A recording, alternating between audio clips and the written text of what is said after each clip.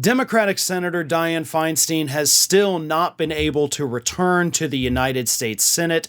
She has now missed 60 out of 83 votes this year, 2023, because she has been out since March, since the beginning of March. She had shingles. She went to the hospital, spent a few days there, and she has since then been recuperating in her home back in California. She is still not well enough to go back to the Senate. And because of that, because her vote is needed, because she's on the committee, the Democrats have not had the votes necessary to move President Biden's judicial nominees forward out of committee to the floor for a vote. So her absence is hurting the Biden administration. It's hurting the judicial system. It's hurting the Democratic Party. And the calls for her to resign have now reached a fevered pitch. She needs to resign. I mean, she is 89 years old. I get it. I don't want to be ageist. I don't want to say that that's why she has to resign. But she has already said she's retiring at the end of her term. She clearly is having health issues that she needs to address. That is not her fault. But for the good of the party, she needs to resign. And here's why. It doesn't have anything to do with her age. It doesn't have anything to do with her health. It doesn't have anything to do with her holding up Biden's judicial nominees. She should resign for the good of the Democratic Party, because here's what happens. If she resigns, Gavin Newsom, Democratic governor of California, gets to appoint her replacement. That replacement will then serve out the remainder of that term, and then we go to the election in 2024. Right now, we have multiple Democrats that have announced that they are running for Feinstein's seat. 3 of them in the House of Representatives. In order to run for that Senate seat in 2024 in a primary, they forfeit their current seat.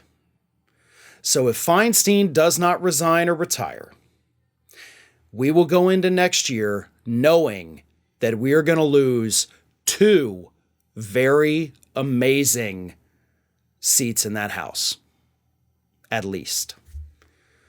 Katie Porter, Barbara Lee, and of course Adam Schiff is running for it too.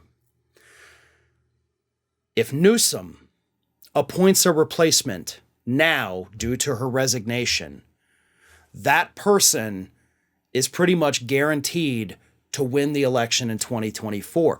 We can avoid the messy primary that is going to cost us Democratic seats in the House if Feinstein resigns now. Because again, whoever Newsom puts in that seat, because it would be one of the 3 people running, and if that person is then in that seat, they serve out a year and a half, nobody's going to challenge them in the primary. They're going to be a lock at that point. So we can avoid it. And I know that kind of sucks to say, like, we're taking the vote away from the people. I don't want to lose Katie Porter in the House. I would love for Katie Porter to win that Senate seat. Unfortunately, I don't think she would. Then I hate to say that. So then we just lose Katie Porter. Barbara Lee, I'd be cool with her in the Senate.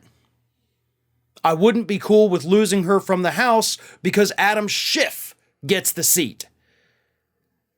That's what worries me, is Adam Schiff winning that primary.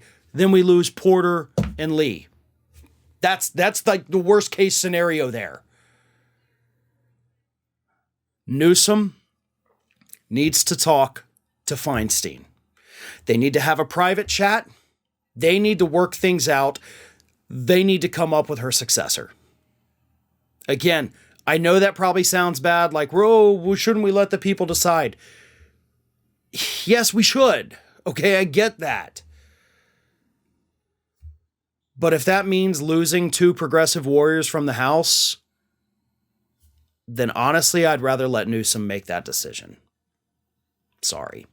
Ring of Fire has fresh content 7 days a week, so if you want to be reminded about it, don't forget to subscribe to the channel, hit the little bell to be notified every time a new video goes up.